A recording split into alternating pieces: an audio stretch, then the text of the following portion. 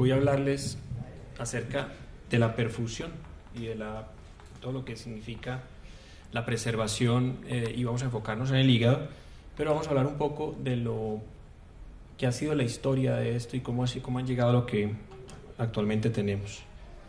Definitivamente es un tema que está en este momento en boga. Definitivamente nos tiene que interesar porque va a cambiar probablemente en poco tiempo la manera en que estamos preservando y perfundiendo los hígados. Definitivamente hay que trabajarlo porque uno de los problemas más grandes que tenemos en este momento es que en todo el mundo nos está tocando usar cada vez más donantes de condiciones no óptimas, y esto ha permitido que de alguna manera se cree la necesidad de cambiar las condiciones en las que hemos estado haciendo la preservación de los órganos. Vamos a hacer una revisión un poco de la fisiología, la preservación estática en frío, en bomba hipotérmica, en bomba normotérmica, y todo lo que es ahora con el auge de la oxigenación en el uso de estas bombas. Finalmente, todo el concepto que ustedes conocen de cómo funciona el proceso de la donación. Uno tiene una interrupción de la circulación, usa actualmente una solución de preservación hipotérmica y luego se trasplanta. Tenemos una isquemia en caliente y una isquemia en fría. Los conceptos los conocen perfectamente, pero para poder entender, existe una gran alteración cuando hay una isquemia. La hipoxia lleva a una disminución de nutrientes, la actividad del ATP hace que la actividad celular cese. Hay un producto de degradación celular que se acumulan, el ácido láctico aumenta, lo que acidifica el medio, y las células empiezan a hacer liberación de la xantinoxidasa. La lesión isquémica después se presenta cuando la bomba del sodio-potasio está inoperante y hay una pérdida de la regulación del gradiente transmembrana que lleva a edema de la célula, activación de la fosfolipasa, que finalmente va a llevar a fracaso de la respiración, fracaso con respiración mitocondrial, peroxidación lipídica y muerte celular, que finalmente lleva a que esa célula tenga un daño que va a ser reparable. El problema no solo llega hasta ahí, es cuando se implanta nuevamente el órgano y se produce toda la reperfusión que aumenta el edema, el calcio intracelular, y hay una gran cantidad de oxígeno que lleva nuevamente a una producción de radicales libres que lleva a fracaso y muerte. Esto es algo que lleva, además de eso, a una alteración inmunológica. Finalmente se altera tanto el proceso celular que llega a activarse todo el sistema inmunológico, que finalmente hace que el sistema inmunológico permita un ataque programado de estas células, lo que llega a un empeoramiento de las condiciones celulares de estos injertos. Entonces, ¿qué quiere uno con esto? Tratar de que haya homeostasis lo suficiente para que en la extracción y el almacenamiento y el transporte finalmente funcione ese órgano en el receptor. ¿Cuáles son los principios de esta preservación, de esta protección tisular? Tenemos que minimizar el edema, prevenir la acidosis, disminuir la entrada de calcio, prevenir la expansión del espacio intersticial y el daño inducido por los radicales libres de oxígeno, y aportar precursores de ATP. Finalmente, si uno mira la literatura, existen estudios donde se ha podido encontrar cómo se van alterando completamente las células, empezando por el edema y la liberación de todas estas sustancias que microscópicamente permiten encontrar evidencia del daño que se está dando. Los componentes ideales de los líquidos que uno necesitaría para poder mantener estos órganos básicamente son componentes que tengan unos agentes osmóticos activos que prevengan el edema, que tengan electrolitos y tampones de iones de hidrógeno, que tengan coloides y que tengan inhibidores metabólicos y antioxidantes. Y incluso hay algunos que les adicionan algunos fármacos que permiten que estos líquidos además tengan otras funciones adicionales. Pero por años se investigó en los líquidos en los años 60 con la idea de llegar a encontrar un líquido especial para poder tener la máquina de preservación funcionante. Es decir, lo primero que el doctor Belzer quiso lograr fue que la máquina pudiera perfundir el riñón, y por eso dedicó casi toda su vida en la investigación de la solución que finalmente conocemos como la solución de Wisconsin.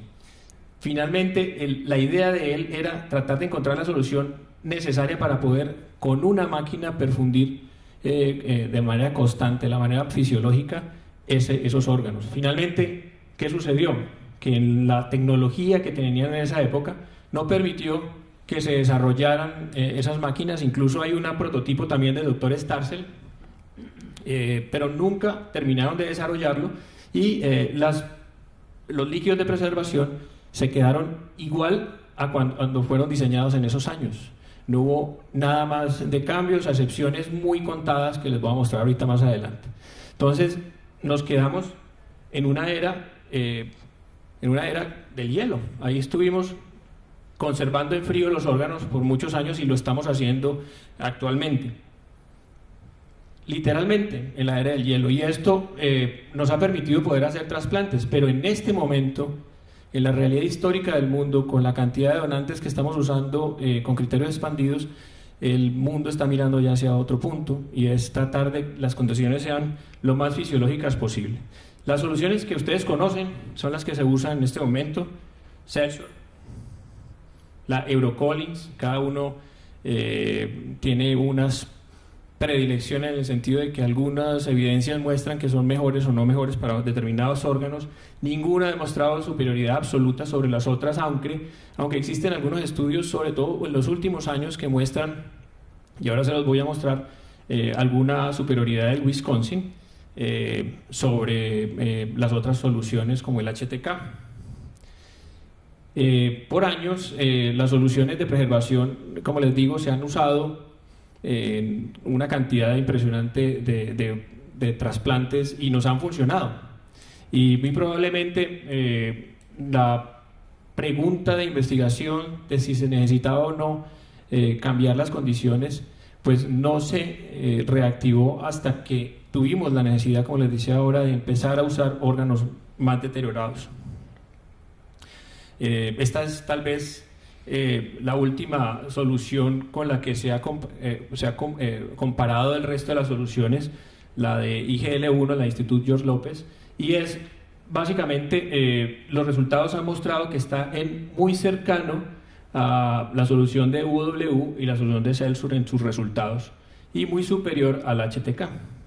Y esto es un estudio europeo reciente del año 2015, donde se pudieron recolectar las historias de 46.000 trasplantes de hígado como primer trasplante. Ahora estamos mirando la Tierra desde la Estación Espacial Internacional, y empezamos a mirar la experiencia que nos dejó las máquinas hipotérmicas en los riñones. Resulta que la evidencia en estos riñones ya es suficiente para empezar a pensar en las máquinas de preservación en hígado, y esto es lo que está haciendo el mundo en este momento. Pero esto todo está con la teoría fundamental de que estas máquinas pueden mantener un soporte metabólico y valorar la viabilidad de los órganos en el momento en que se están preservando. Y esta es la premisa la premisa fundamental de este tipo de soluciones, que se ven muy alentadoras a futuro. Y empieza toda la literatura a mostrar todos los experimentos que se han hecho en animales inicialmente. El modelo de cerdo ha sido muy usado. Básicamente todos los experimentos se hacen usando cerdos a los cuales se les hace algún tipo de maniobra para que tengan una isquemia caliente larga, y luego entonces los ponen en una máquina de perfusión, inicialmente en perfusión continua en frío, luego les adicionan sustancias, a esos medios de preservación de los órganos, pero además de eso empiezan a usar oxigenadores, y todo esto genera cantidades de trabajos, unos 7 o 8 trabajos en los últimos 10 años, mostrando la experiencia de todos los grupos que básicamente encuentran que definitivamente les va mejor, y esto es algo que tiene todo el sentido del mundo, y les va mejor a los cerdos en los cuales el hígado se ha perfundido de una manera constante, manteniendo las variables controladas, y además de eso con soluciones normotérmicas. Hasta que llega un paper de un trabajo del doctor Guarrera de Nueva York, donde de una manera muy, podría decirse, primitiva, en un platoncito pone varios hígados, son 5 hígados, y los pone a perfundir por porta y por arteria con una solución que está hipotérmica, sin oxigenación, hígados de criterios extendidos, y los trasplanta, y los resultados que muestra son muy alentadores, en el sentido de que son comparables con los controles de los pacientes que tienen un trasplante de un donante cadavérico en las condiciones normales. No son donantes, básicamente lo que él está demostrando ahí es que básicamente la perfusión como tal, sola, sin necesidad de tener oxígeno y sin necesidad de tener ningún otro cambio adicional, permitió que esos órganos tuvieran una mejor evolución en el tiempo, que fueron presentados en ese trabajo. Esto fue presentado en el 2009 en el Congreso de Boston, y fue publicado ya en el 2010. Finalmente, la empresa con la que él trabaja, que se llama Organ Recovery System, financia un proyecto que están dando en este momento en Estados Unidos para crear una máquina de perfusión de hígado, pero es una máquina que usa, en este momento pues están trabajando con una normotérmica, pero la que están trabajando ahora principalmente en los estudios es una hipotérmica. Sin embargo, la evidencia en animales nos hace pensar que definitivamente había que pensar en las soluciones normotérmicas, y tratar de que ese líquido que se perfunde en los órganos sea oxigenado, y es cuando pues, varios estudios, igual colaborativos de varios sitios, este es un estudio de Barcelona, muestran en Annals of Surgery en el 2011 cómo los cerdos que han sido tenidos en una solución de preservación y que han sido después recirculados por 60 minutos en una solución normotérmica a través del uso del ECMO que los oxigenaba, tenían una mejor viabilidad al ser usados, trasplantados, con respecto a los controles a los que se les había dado solamente una preservación en frío. En definitiva, la adición de la normotermia y de la oxigenación cambiaba la historia de estos hígados. Igual esto, aunque todos los experimentos se hicieron en cerdos, existe mucha evidencia también de trasplantes hechos en ratas, y básicamente en las mismas, los mismos hallazgos en todos los trabajos, lo que llegaba al punto en pensar que ya la investigación tenía que cambiar hacia el ser humano. Ya probablemente la evidencia en animales, en todo lo preclínico, nos hacía pensar que, a pesar de lo corto del tiempo que llevaba la investigación, ya los resultados nos hacían mover hacia algo en humanos, y es cuando ya el grupo donde hay varios cirujanos, uno de Holanda y el doctor Pierre Clavin también, hacen el primer trabajo y publican el del Hope, que es 1 hora de una perfusión oxigenada hipotérmica. Este trabajo marca de ahí en adelante toda la evolución hacia la implementación en humanos de una máquina diseñada para poder mantener esas condiciones ideales del hígado. Compleja, porque necesitamos tener toda una cantidad de cosas muy tecnológicas adicionadas en una área muy pequeña, que tiene que además de eso cumplir con ser transportable. Y les voy a ir mostrando poco a poco cómo se han ido desarrollando estas máquinas. Este es un artículo que salió este año. Es un artículo que está en este momento en publicación inicial, no ha sido todavía puesto en la revista, pero que está en Early View, y es en este grupo lo que hace, es un grupo del UK, lo que hacen ellos es básicamente utilizar los hígados que han sido rechazados por todas las regionales para ser trasplantados, pero previamente les ponían una máquina que los de manera ex situ los evaluaba y además de eso los perfundía. Finalmente, esto lo que nos muestra es que se llegó a la conclusión de que deberíamos caminar hacia ese camino de la normotermia y la perfusión con oxígeno, y ellos usaron una máquina que ya está en este momento siendo estudiada en varios sitios en Europa, que se llama la Organox. Esta máquina, ahora les muestro las fotos, tiene la capacidad de mantener todas las variables que necesitan el hígado para poder ser perfundido, pero además de eso lo oxigena y mantiene el metabolismo y mantiene las condiciones lo más fisiológicas posible, haciendo mediciones incluso de la producción de bilis, que son importantes para saber si el órgano está funcionando. Y ellos en esta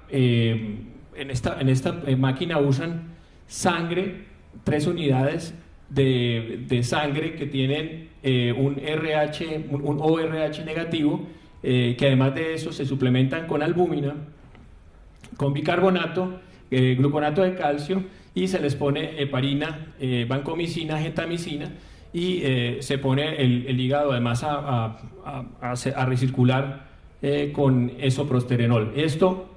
Los resultados pues son bastante alentadores en cuanto a que en estos casos que hacen ellos solo descartaron un hígado de los que tenían perfundiendo. La idea no era solo estudiar y perfundir el hígado y trasplantarlo, sino estudiar las variables que se iban presentando durante el proceso, y en uno de esos hígados encontraron que el lactato nunca fue depurado y empezó a empeorar y lo descartaron. Todos los otros hígados los usaron. Las variables después del trasplante en el posoperatorio fueron muy buenas. Las bilirrubinas, las transaminasas cayeron, y encontraron que los resultados eran básicamente comparables con el uso de un órgano que había sido, con el de criterios extendidos, que había sido usado en las condiciones normales. Como les decía al principio, estos hígados eran descartados por todas las regionales. Esta es la máquina, se ve compleja en este momento. Es como cuando vemos ahora el robot, el Da Vinci, que lo vemos complejo, que lo vemos una cosa muy grande, muy difícil de manejar, que muy probablemente en unos años va a ser una cosa pequeña y muy amigable para manejar. Es lo mismo que vimos cuando la máquina de Belser ahora de perfusión de riñón, que era un armatoste gigante, y cuando vemos ahora Life, porque es una pequeñita. Este es el prototipo del Organox, tiene oxígeno constante con medición de la saturación, tiene además de eso medición de la temperatura, mide variables constantes del pH, mide variables como la producción de ácido láctico, etcétera, que nos permite mantener las condiciones más fisiológicas posibles. Se transporta, y una de las cosas ideales de tener en cuenta es que todos estos equipos deberían poder ser llevados al sitio donde se hace el rescate. En países desarrollados se ve muy fácil, en los países nuestros es un poquito más difícil, pero tratar de evitar, aunque sea 1 hora de isquemia en frío parece ser que tiene una ventaja muy grande, y poder poner los órganos inmediatamente después del rescate en la máquina le va a conferir probablemente los mejores resultados. Es una foto donde muestran cómo, no se ve muy bien aquí, pero este es cuando empieza la perfusión. La perfusión además tiene dos ventajas importantísimas, y es que la porta es un flujo constante, la arteria un flujo pulsátil, y puede medir variables de ambas en separado, lo que no tenía la de Guerrera que ustedes vieron ahora, que era una perfusión constante de ambas con un flujo igual para ambas. Esto es después de 10 segundos, y después de 60 segundos, pues créanme que se ve muy bonito y muy bien perfundido, a pesar de la luz no se ve bien ahí. Todo esto, ¿por qué? Porque se sabe y ya se conoce, y hay suficiente evidencia que todos estos pacientes tienen problemas graves de toda la vía biliar, que llevan a que el órgano falle. Foto de una lesión de vía biliar que vemos en todos nuestros servicios. Y todo lo que significa la consanguinopatía isquémica de estos pacientes después de que han sido usados con criterios extendidos, con pacientes que han sido usados después de un paro cardíaco, todo lo que es los criterios de Maastricht. Todos estos pacientes finalmente terminan mostrándonos en definitiva una cosa, y es que la vía biliar es la que sufre en la mayoría de los casos. Entonces, ¿cuáles son los beneficios de esta máquina? Que van a llevar oxígeno, que van a tener una temperatura fisiológica y que provee los nutrientes necesarios, y que hace que esta célula que se está protegiendo tenga la viabilidad necesaria. Nuevamente, está en boga, existen muchas revisiones de literatura en este momento de cómo la diferencia es radical entre los pacientes a los cuales se somete, los hígados a los cuales se somete a una isquemia en frío y una isquemia en caliente con las máquinas de perfusión. Definitivamente estamos caminando hacia ese punto. Pero existen además otros trabajos en la literatura que llaman mucho la atención, y es trabajos que hablan acerca del recondicionamiento antes del trasplante de estos órganos con máquinas muy similares que permiten mejorar la viabilidad de estos órganos. En definitiva, lo ideal sería esta preservación hacerla en el intervalo de tiempo entre el rescate y el trasplante, y que ojalá fuera transportable.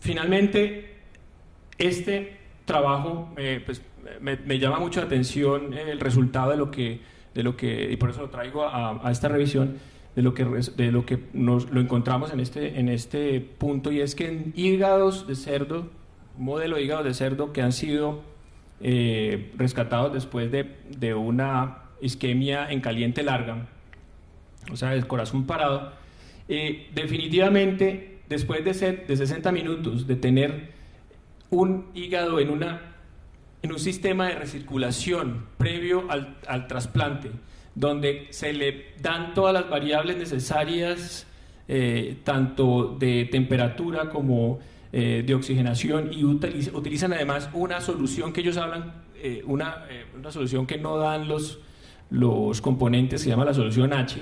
Definitivamente los resultados son casi similares en cuanto a los que dan comparados con los cerdos a los que se les ha hecho exactamente lo mismo, pero con máquinas de perfusión oxigenada. Entonces, es interesante que de pronto con solo una hora de precondicionamiento después de una isquemia en frío se pueda utilizar este órgano, y que de pronto pudiera tener las mismas condiciones, pero esto igual está en etapa de investigación, y es un experimento en cerdos que tendría que ser revalidado. Definitivamente el concepto de la preservación de los órganos cambió. El concepto, sobre todo para hígado, va hacia el camino de las máquinas de preservación. Pero lo que tenemos en este momento es una realidad que todavía no puede ser comprobada hasta que no se hagan todas las validaciones clínicas. Estos son todos los estudios que están en este momento corriendo en el mundo, por lo menos que están en las páginas de investigación del uso de máquinas de preservación en varias partes del mundo, con diferentes máquinas, diferentes prototipos. Varios centros importantísimos se han dado la tarea de buscar cuál máquina sea la mejor. Varios centros importantísimos incluso han invertido recursos de la universidad donde trabajan para crear el prototipo y comercializarlo. Entonces esto ya tiene futuro, muy probablemente lo veremos comercializado en este tipo de máquinas de una manera más constante en nuestro entorno clínico. Pero ¿cuáles son las ventajas de estas máquinas finalmente? La suplencia de nutrientes y el oxígeno, las que tienen la posibilidad de hacerlo, la monitoría de variables continuas, que remueve los desechos metabólicos, el aumento de tiempo de preservación, que puede ser una ventaja si uno sabe que este órgano está preservándose con variables fisiológicas, mejor toda la conservación y la preservación de la microcirculación tan importante en estos órganos, y además de eso rescatar, es decir, mejorar los órganos subóptimos. Tiene un problema grande, y es que son complejas logísticamente y costos. Ahí estará el problema. La veremos dentro de muchos años seguramente en Latinoamérica, si la vemos. No hay condiciones todavía óptimas, y además de eso va a necesitar de personal entrenado que esté con esas máquinas todo el tiempo. No va a ser tan fácil de manejar como la LifePort, que se puede dejar con personal no tan altamente entrenado. Para hoy sigue siendo la preservación en frío preferida. Así es una cosa muy clara. En este momento la evidencia todavía no es contundente para poder decir que hay que hacerlos todos los hígados con una máquina. Incluso lo que uno puede inferir es que van a tener un papel muy importante en el futuro, sobre todo en los órganos marginales, y que además de eso la necesidad creciente de usar los órganos marginales aumentará la posibilidad de que usemos esas máquinas en la práctica clínica en el futuro cercano. Aprovecho para contarles un poco de lo que estamos haciendo nosotros en la Fundación Valle del Lili en investigación. En 3 diapositivas les cuento. El Centro para la Investigación es un centro que creamos en la universidad y en la Fundación Valle del Lili, en la unidad de trasplantes. Tiene muchos años todo lo que se está haciendo en investigación. Iniciamos tratando de tener unas bases de datos completas de todos nuestros pacientes. De eso el doctor Caicedo tiene fe que del año 98 inicia una persona a recolectar datos que se llama Eliana Mansi, una persona entrenada en el área de la estadística, y ella fue la primera semillita para que después muchos médicos rurales entraran a ser parte del grupo, metieran los datos, ayudaran en el proceso de clasificación de la información. Las bases de datos se crearon, bases de datos de riñón, bases de datos de hígado, todo lo que es el páncreas, es decir, a tener toda la información para poder tener todos los trabajos y poder publicar, que es una cosa que de pronto nos falta en Latinoamérica. El doctor Imetarza lo decía hoy, que si él se pone a buscar literatura de cuál es la experiencia en determinado órgano de Latinoamérica, encuentra poquísimos artículos, y eso es muy difícil, y es deplorable que no tengamos nosotros nuestra historia registrada. No se ve mucho ahí. Bueno, esos son todos los trabajos que estamos corriendo actualmente y que hemos presentado en los congresos internacionales. En el anterior congreso latinoamericano de trasplantes presentamos una gran cantidad de trabajos de nuestro servicio, y la idea es crecer y tratar de mostrar a Latinoamérica lo que se está haciendo en la Fundación Valle del Lili. Por último, gracias por venir a Cali. mi ciudad, nuestra ciudad es una ciudad amigable, es una ciudad de un clima espectacular, de unas mujeres hermosas. Para los que han visto por las ventanas del bus, si es lo único que han visto hasta ahora. Este es el centro de Cali. En la parte derecha se ve el río Cali. Esto está recientemente reestructurado, por debajo pasa una calle de alto flujo y hicieron una zona peatonal para caminar en esta zona. Pero, definitivamente, pues bienvenidos nuevamente a Cali y muchas gracias por estar aquí.